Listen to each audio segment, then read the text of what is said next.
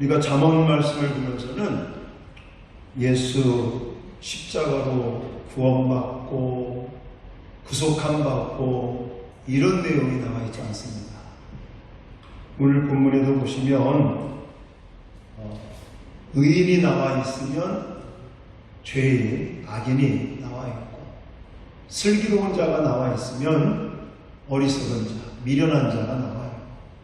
이렇게 두 가지 대조적인 것들을 말씀하시면서 결국 하나님은 우리에게 강조하는 게 그겁니다. 여호와를 경외하고 지혜로운 자는 이렇게 삶을 통해서 하나님께서 준비해 놓으신 이 생명력이 넘치고 그리고 기쁨과 충족함, 이 충만한 그런 삶을 살으라고 하나님 우리에게 이 잠언 말씀을 주셨습니다.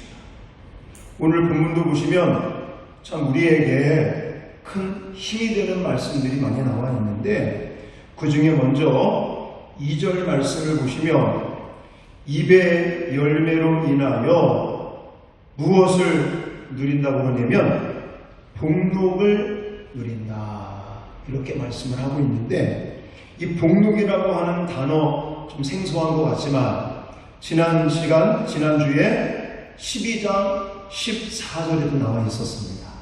그래서 제가 설명을 드렸었는데 여기서 말씀하는 복록이라고 하는 단어는 하나님의 은혜로 주어지는 최상의 복, 최상의 행복, 이 부귀 이런 것들을 가리키거든요. 그러니까 우리가 입술의 열매를 통해서 하나님께서 우리에게는 이 복록, 하나님께서 은혜로 주시는 최상의 행복, 최상의 부귀를 주기를 원하신다는 것이죠. 또 3절에는 생명을 보존하나, 이 생명을 보존한다는 단어가 나와 있고 13절로 넘어가시면 13절에는 계명을 두려워하는 자는 무엇을 받는다고요? 상을 받느니라. 또 14절에는 지혜 있는 자의 교훈은 생명의 셈이니 이런 말씀입니다. 또 18절 말씀으로 넘어가면서는 징계를 받는 자는 무엇을 받는다고 합니까? 존영을 받느니라. 제가 지금 중요한 그런 단어들만 체크해 드렸는데 이런 단어들을 통해서 하나님께서 우리에게 생명력이 넘치고 또 기쁘고 또한 풍족함 이런 삶을 제발 하나님의 자녀된 우리들이 누리라고 이 말씀을 주신다는 것이죠. 자, 지난 시간 매 시간마다 강조하고 있지만 사실 한 가지 주제 그리고 이 주제에 따른 한 장을 설교한다는 것은 굉장히 어려운 일입니다. 왜냐하면 잠언 말씀은 어떤 특정한 주제보다는 아주 다양하고 많은 주제들, 많은 하나님의 명령, 말씀들을 우리에게 주고 계시기 때문인 것입니다. 그래서 사실 오늘 본문을 통해서 더 많은 것들을 여러분에게 증거할 수 있지만 저는 너무너무 중요한 내용들 또 우리에게 꼭 필요하고 두 가지만 강조를 드리도록 하겠습니다. 그 첫 번째는 바로 2절과 3절에 있습니다. 자, 2절하고 3절을 같이 읽겠습니다. 시작.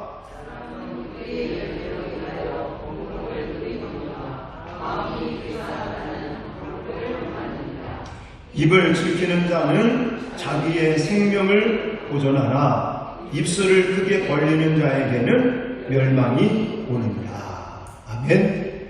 지금까지 몇 번 강조했었죠. 우리의 언어 생활, 입술, 우리 말. 그래서 저는 이 2절과 3절을 보면서 바른 언어 생활이 우리로 하여금 생명력이 넘치고 기쁨과 충족한 삶을 부른다. 이렇게 이렇게 여러분에게 말씀을 드리고 싶습니다. 우리의 인생에 가장 큰 영향을 미치는 이 신체 부분들이 있을 거예요. 저 같은 경우는 요즘 이 다리가 이렇게 중요한 거구나. 이 무릎 연골 수술을 하고 이 활동을 하다 보니까 너무너무 힘들어. 내가 하고 싶은 것도 못하고 또 우리 사모님의 도움을 받지 못하면 밥 먹는 것조차, 교회에 왔다 갔다 하는 것조차도 너무나 힘들다 보니까 이 두 발 건강한 거 이게 최고구나, 이런 생각을 갖게 되죠. 어떤 사람들은 두 손이 우리의 삶을 풍요롭게 만들고 기쁘게 만든다. 아마 이런저런 이유 때문에 그런 생각. 어떤 사람들은 그래도 뭐니 해도 머니가 있어야지. 우리의 삶 가운데 이 경제, 이 재물, 이것이 우리의 삶에 가장 큰 영향을 끼치지 않을까? 라는 생각도 할 수 있겠죠? 맞는 말입니다. 그런데 가만히 생각해 보면 그거보다도 더 큰 영향을 끼치는 우리 신체가 있는데 그게 무엇이냐면 혀라고 하는 거예요. 성경은 그걸 우리에게 강조하고 있습니다. 오늘 본문도 보시면 사람은 무슨 열매로 인해서 복록을 누린다고 그래요? 입의 열매로 말미암아. 오늘 본문뿐만이 아니라 더 리얼하게 18장 21절에 가보니까, 화면 보시면서 같이 읽겠습니다. 18장 21절 시작. 죽고 사는 것이 혀의 힘에 달렸나니 혀를 쓰기 좋아하는 자는 혀의 열매를 먹으리라. 아멘. 여기 보면 그냥 열매를 먹는다는 말도 있지만 앞에 죽고 사는 것이 무엇에 달려있다고요? 이 혀, 말, 입술, 언어 생활에 달려있다. 그래서 우리가 먼저 인식해야 될 부분은 뭐냐면요, 오늘 본문에 그런 구체적인 얘기가 나와 있지 않지만 성경에 보니까 이 혀, 이 언어, 말이라고 하는 것은, 특히 혀라는 것은 작습니다. 우리 손바닥보다도 작은 게 혀 아닙니까? 이런 작은 거지만 이 작은 혀가 아주 강력한 능력이 있다 라고 성경은 우리에게 말씀하고 있습니다. 그래서 야고보서 3장 4절과 5절을 같이 읽겠습니다. 시작. 또 배를 보라. 그렇게 크고 광풍에 밀려가는 것들을 지극히 작은 키로서 사공의 뜻대로 운행하나니 이와 같이 혀도 작은 지체로 돼 큰 것을 자랑하도다. 보라, 얼마나 작은 불이 얼마나 많은 나무를 태우는가 라고 말하고 있습니다. 여러분, 우리의 이 언어, 혀, 말이라고 하는 것은 우리의 일상생활뿐만이 아닙니다. 우리의 영적인 생활, 우리의 신앙생활, 이 교회생활, 사회생활, 모든 생활의 영역에 있어서 아주 강력한 영향력을 끼친다는 것입니다. 그걸 가리켜 배의 비유를 통해서 말씀을 하고 계십니다. 여러분, 옛날에 타이타닉 영화 보셨죠? 아마 거의 다 봤을 거라고 생각이 되어지는데 바로 이 사진에 나와 있는 이거였죠. 근데 이 배가 우리가 이 사진으로 보니까 좀 큰 배인가 보다 이렇게만 생각을 하시는데 이거는 어마어마한 배예요. 제가 한번 자원을 검색을 해봤더니 1912년도에 만들어졌어요. 지금으로부터 100년이 넘었어요. 그때 이 배를 만들 때 이 배 사이즈가 어느 정도 되면 길이가 265m. 265m 좀 감이 안 오잖아요? 이 성전을 생각하시면 좀 감이 와요. 이 성전에 여기 제 뒤에서부터 저 유아실 끝까지의 길이가 45m거든요. 45m. 그러니까 265m니까 도대체 몇 배입니까? 거기에다가 저 배의 높이가 장장 11층이나 된다고 말합니다. 어마어마한 거예요. 저렇게 어마어마한 배, 타이타닉이라고 하는, 그리고 2,500명 정도가 탑승할 수 있는 저 어마어마한 배를 좌로 우로 컨트롤하고 움직일 수 있는 키, 그게 26cm라고 합니다. 265m나 되는 저 어마어마한 배를 자유롭게 움직일 수 있는 키의 사이즈는 불과 26cm밖에 안 돼요. 이거와 같이, 제가 지금 설명드린 것과 같이 우리의 혀가 그런 능력이 있다는 것입니다. 그래서 1부, 2부 때도 보여드렸는데, 지난주에 우리 봤잖아요. MBC에서 만든 말의 힘이라는 동영상을 제가 보여드렸잖아요. 밥을 해서 한 주걱씩 유리그릇에 담아가지고 한쪽에는 사랑한다, 고맙습니다, 감사합니다. 아나운서 책상 머리에 놓고 한쪽에는 고맙습니다, 사랑합니다, 예쁘다, 좋은 말을 주고, 한쪽 유리그릇에는 짜증나, 비기 싫어, 얄미워, 안 좋은 말을 계속 했더니 4주가 지난 다음에 어떤 결과가 나왔어요? 좋은 말, 사랑합니다, 그런 고맙습니다 하는 긍정적이고 아름다운 다른 언어를, 말을 들려줬던 그 유리그릇에는 아주 예쁘게 구수한 냄새의 그 곰팡이죠. 그것이 피어났고, 그냥 짜증나, 비기 싫어, 미워, 이런 어떤 안 좋은 말을 해주었던 유리그릇에는 시커멓게 냄새나는 그런 곰팡이가 피었던 것을 우리가 지난 동영상을 통해서 본 적이 있었습니다. 그런 거예요. 입술은 우리의 생사뿐 아니라 우리의 미래를 결정짓습니다.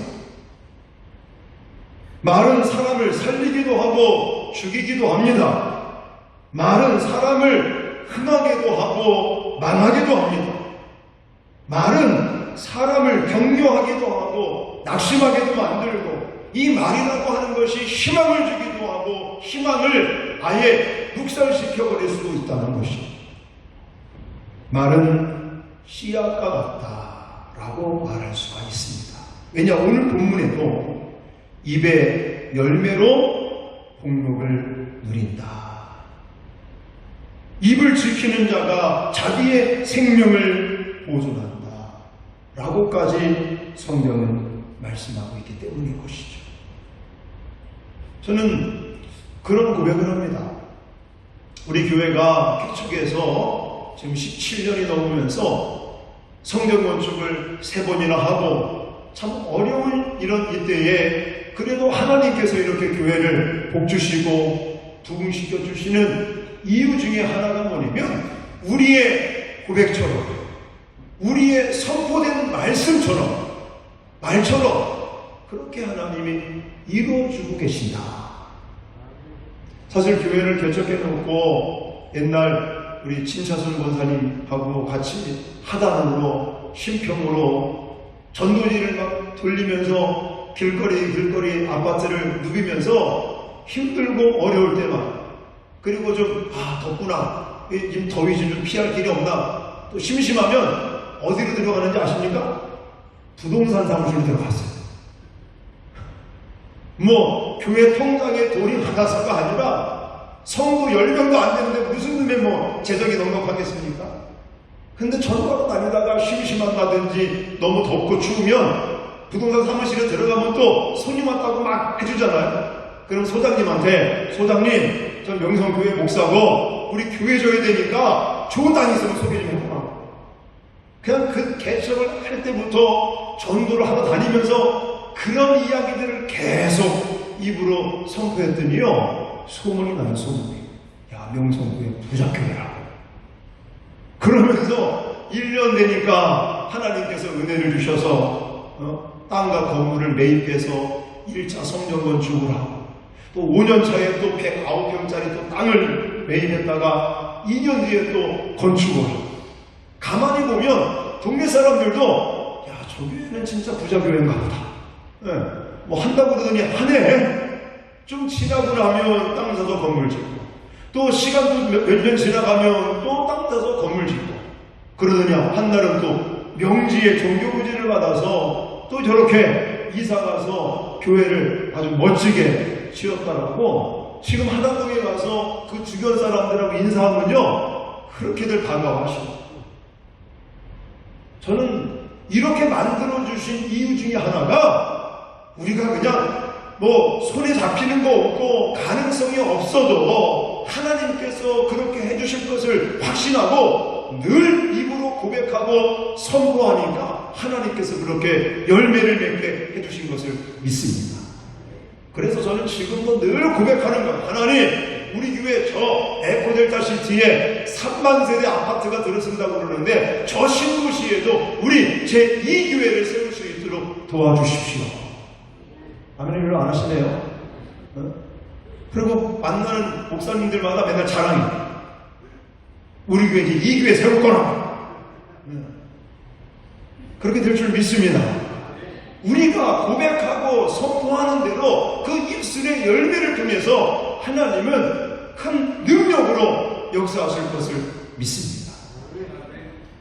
자, 그렇다면 이토록 중요하고 능력이 있는 이 언어 생활, 이 말이라고 하는 이것이 어디로부터 오느냐입니다. 어디로부터 온다고 알고 있어요? 네, 마음이에요. 오늘 본문에는 그런 이야기가 구체적으로 나와 있지 않지만 성경 말씀을 보다 보니까 예수님께서 직접 말씀을 하셨어요. 직접. 누가복음 6장 45절 공동 번역으로 제가 준비를 했는데 같이 읽겠습니다. 시작. 선한 사람은 선한 마음의 창고에서 선한 것을 내놓고 악한 사람은 그 악한 창고에서 악한 것을 내놓는다. 마음속에 가득 찬 것이 입 밖으로 나오게 마련이다 라고 말하고 있습니다. 선한 마음을 가진 사람이 무슨 말을 하겠습니까? 선한 말을 하는 거예요. 그 마음에 선한 것으로 채워져 있는 그런 선한 말이 나오는 거예요. 우리 마음에, 이 마음의 창고, 이 마음의 옹달샘에 어떤 말로, 어떤 물로 채워졌느냐에 따라서 그 말이, 그 마음이, 창고에 들어있는 그 마음이 입술을 통해서 밖으로 표현된다는 것이죠. 여러분, 왜 맑은 시냇물이 흐르고 있잖아요? 이 맑은 시냇물은 어디로부터 나오게요? 작은 옹달샘 같은 거. 이 산 골짜기의 맑은 물에서부터 흘러나온다는 것입니다. 마찬가지로 우리의 이 마음의 정원, 이 마음의 옹달샘, 이것을 우리가 가꿔야 되는 거예요. 할렐루야. 무엇으로 가꿔야 되겠습니까? 우리의 마음을, 우리의 심령을, 이 우리 마음의 창고, 이 마음의 옹달샘을 하나님의 말씀으로, 성령의 기름으로 관리하시기를, 가꿀 수 있기를 주님의 이름으로 축원합니다. 그러면 우리 입에서도 아름다운 말들이 나오고, 그 아름다운 말을 통해서 입술의 열매로 하나님의 능력이 나타날 것을 믿습니다. 마음의 옹달샘을 생명의 말씀으로 채우시기를 주님의 이름으로 축원합니다. 그때에 우리 마음의 샘에서 생명의 말들이 흘러가게 되어 있는 것이. 왜냐? 이 입술, 혀의 근원은 마음이기 때문에 그렇다. 자, 그러므로 두 번째 중요한 게 뭐겠습니까? 우리 삶의 지표, 우리 삶을 풍요롭고 풍족하며 또 기쁘고 생명력이 넘치는 그런 지표로 삼아야 될 게 바로 하나님의 말씀이라는 것이죠. 자, 13절, 14절을 볼까요? 13절, 14절 시작. 말씀을 멸시하는 자는 자기에게 패망을 이루고 계명을 두려워하는 자는 상을 받느니라. 지혜 있는 자의 교훈은 생명의 셈이니 사망의 그물에서 벗어나게 하느니라 라고 말하고 있어요. 자, 지금 13절, 14절을 통해 어떤 단어들이 언급되어 있었냐면 말씀, 또 계명, 14절에 지혜 있는 자의 교훈. 왜 잠언서 제가 1장을 설교할 때부터 처음 시작할 때부터 그런 말씀을 드렸어요. 아비의 훈계, 어미의 징계, 훈계 이런 것들은 단순하게 육체의 어머니가 그냥 주시는 훈계가 아니고 여기 잠언서에서 말씀하는 아비의 훈계, 어미의 교훈 이런 것들은 무엇에 근거하고 있는 거라고요? 성경, 여호와 하나님의 말씀에 근거한 교훈이고 책망이고 징계이기 때문에 우리가 잠언서 말씀을 통해서 오늘 1절에도 지혜로운 아들은 아비의 훈계를 들으나 이거는 그냥 단순하게 육체의 아버지의 훈계를 들었다는 개념이 아니라 아버지를 통해서 여호와 하나님 아버지 하나님의 말씀의 교훈 이것을 훈계를 들었다라고 해석하라고 그랬죠? 그거예요. 오늘 18절 말씀도 봐보세요. 훈계를 저버리는 자에게는 궁핍과 수욕이 이르거니와 경계를 받는다는 존영을 받느니라. 여기서 그냥 훈계라고 해서 사람의 훈계를 말하는 게 아닙니다. 경계라고 해서 그냥 사람들이 나에게 해주는 경계가 아니라 여호와 하나님의 말씀에 근거한 교훈이고 하나님의 말씀에 근거한 그런 경계의 말씀이라는 것이죠. 이런 어떤 하나님께서 사람, 아비나 어미나 또 여러 선생님들이나 이런 다른 것들을 통해서 우리에게 주시는 여호와 하나님의 말씀에 대한 태도가 어떠냐에 따라서 우리 삶의 모습이 달라지는 것이에요. 그래서 저는 벌써 8월이 이제 끝납니다. 내일이면 이제 8월이 끝납니다. 엊그저께 송구영신 예배 드리고 1월 된 것 같은데 벌써 8개월이 지나갔어요. 이제 9월 들어서서 또 추석 지나간다. 그러다 보면 연말 되고요. 그러다 보면 벌써 이제 송구영신 예배 때 때가 다가오고 이렇게 벌써 한 해가 많이 흘러가는 이런 시점에서 또 9월을 새롭게 시작하면서 나는 과연 하나님의 말씀에 대한 태도가 어떤지, 내가 하나님의 말씀에 얼마나 관심을 갖고 집중하고 경청하고 있는지, 내가 거기에 하나님 말씀에 집중하고 있는지 아니면 그냥 바쁘다는 핑계로 하루하루 살고 있지는 않는지 한번 점검을 해보자는 것이죠. 오늘 잠언 기자는요, 자신의 삶의 기쁨과 풍족함의 지표를 무엇으로 삼았다고요? 하나님의 말씀으로 삼았어요. 왜 그러겠습니까? 오늘 본문에 그런 내용들이 나와 있지 않지만 여기 우리에게 주어진 이 성경 66권 하나님의 말씀이 생명이기 때문인 줄 믿습니다. 이 하나님의 말씀이 능력이고 이 하나님의 말씀이 우리로 하여금 정말 기쁘게 살고 풍족하게 살 수 있는 지표가 되기 때문에 오늘 잠언 기자는 이렇게 하나님의 말씀을 우리에게 강조하고 있는 것입니다. 여러분, 우리는 특히나 지금 코로나19로 인해서 참 큰 어두운 시대, 두렵고 또 한편으로는 너무나 화가 나고 정말 한편으로는 위기의식을 느끼고 앞으로 우리가 어떻게 살아가야 되나 이 깜깜한 하루하루를 살아가고 있습니다.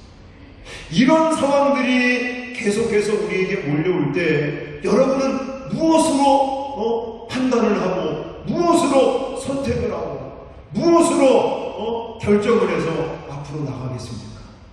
오직 여호와 하나님의 말씀밖에 없는 것을 믿습니다. 오직 여호와 하나님의 말씀을 우리 삶의 지표로 삼고 이 하나님의 말씀의 교훈을 받으면서 내가 이 말씀을 통해 깨달은 것들을 잣대로 정하시고 그리고 이 하나님의 말씀의 잣대를 통해서 우리가 판단하고 선택하고 결정하고 나갈 때 우리는 하나님께서 우리를 의의 길로 또 진리의 길로 또 기쁘고 풍족한 삶으로 인도하신다는 사실을 꼭 기억해야 될 줄 믿습니다. 그래서 오늘 여기 잠언 기자를 통해서 우리에게 주신 말씀은 두 가지입니다. 두 가지. 많이 있습니다. 많이 있는데 제가 오늘 꼭 여러분들에게 소개하고 싶은 말씀. 우리가 꼭 알고 정말 지켜야 될 그런 말씀이 물론 많이 있지만 그 중에서 중요한 것은 두 가지. 첫 번째는 뭐라고요? 바른 언어 생활.